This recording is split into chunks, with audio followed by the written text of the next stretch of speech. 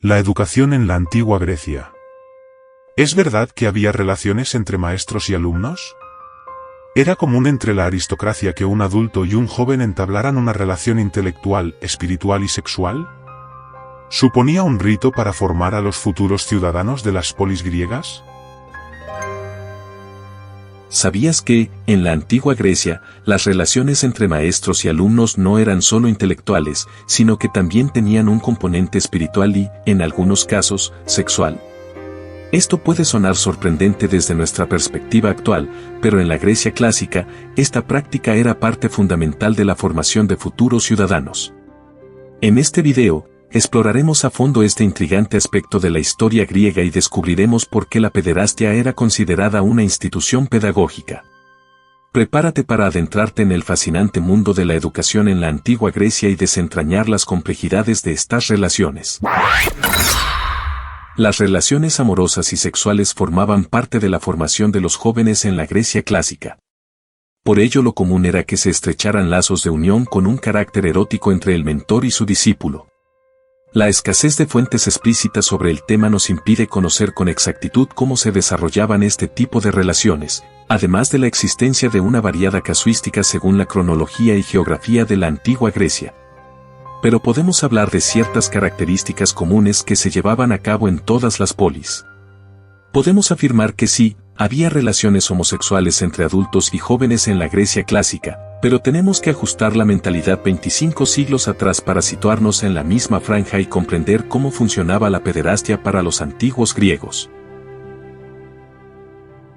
La homosexualidad en la antigua Grecia. Está muy extendida entre el gran público la idea de que la homosexualidad estaba totalmente aceptada en la antigua Grecia, pero habría que matizar esta apreciación, sobre todo si se pretende entender desde nuestra mentalidad actual. No nos queda otra, pero se puede explicar mejor. En la antigua Grecia no es que estuviera aceptada la homosexualidad, sino que era exactamente lo mismo que la heterosexualidad. Esta división que nosotros tenemos no existía en el siglo V a.C. para los habitantes de la Hélade. Por otro lado, tampoco es que los griegos aceptaran el amor entre hombres, lo que aplaudían era la pederastia. Claro está, la pederastia tiene connotaciones totalmente negativas para nuestra mentalidad actual y se trata de una actividad prohibida y un tema tabú. Sin embargo, en la antigua Grecia entendían que la mejor enseñanza que podía tener un joven venía del contacto con un adulto honorable al que imitar.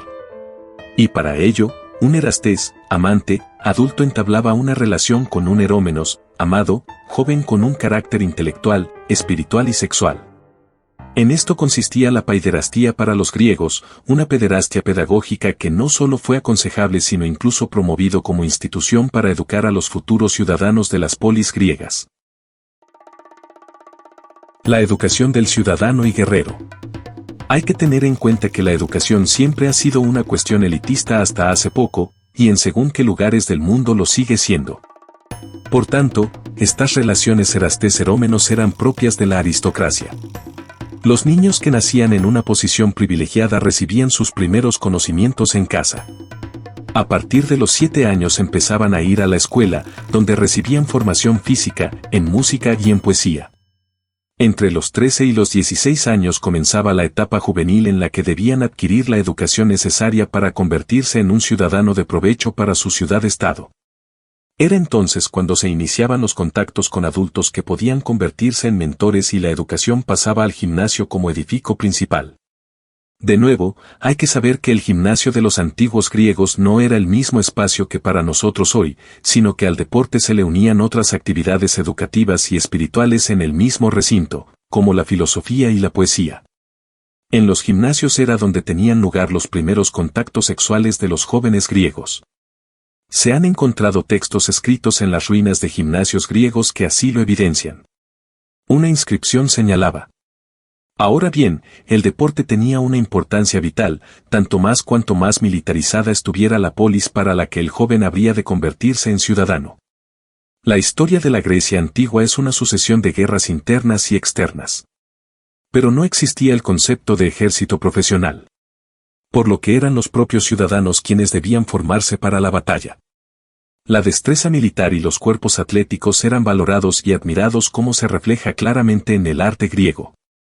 Muchos especialistas defienden la teoría de que la pederastia se dio debido a la segregación de las mujeres en una sociedad machista y guerrera que tomaban estas relaciones desiguales como ritos de iniciación en la que los jóvenes pasaban a la vida adulta. Un tema complejo por descubrir. Con todo, hemos mencionado que esta relación tenía sus matices propios para cada polis, donde se manifestaban sus propias leyes y concepciones sociales. Además, el estudio de la pederastia pedagógica en Grecia todavía tiene un largo camino para desentrañar las claves de un tema complejo y escurridizo en las fuentes. El rechazo a la homosexualidad ha llevado a la destrucción de fuentes antiguas que hablasen del tema y es por ello que su estudio ha pasado por distintas etapas que van desde la inicial marginación deliberada, pasando por el escándalo, las vasijas y cerámicas alusivas son simplemente imposibles de ignorar, y llegando a la moderna confusión al equipararla a la actual, centrada casi totalmente en el ámbito de la sexualidad privada. Porque, al contrario que hoy en día y sin poder saber cómo concebía cada griego sus relaciones íntimas, la homosexualidad masculina en aquella época era más bien una institución social que cumplía un papel pedagógico y cívico, orientada sobre todo a formar ciudadanos y, por tanto, hoplitas.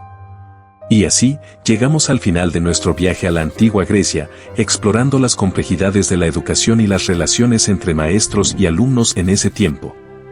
Pero la historia siempre nos brinda oportunidades para reflexionar y debatir. Ahora, quiero escuchar tu opinión. ¿Crees que la pederastia en la antigua Grecia fue un método efectivo de formación cívica, o la consideras una práctica controvertida? Comparte tus pensamientos en los comentarios a continuación.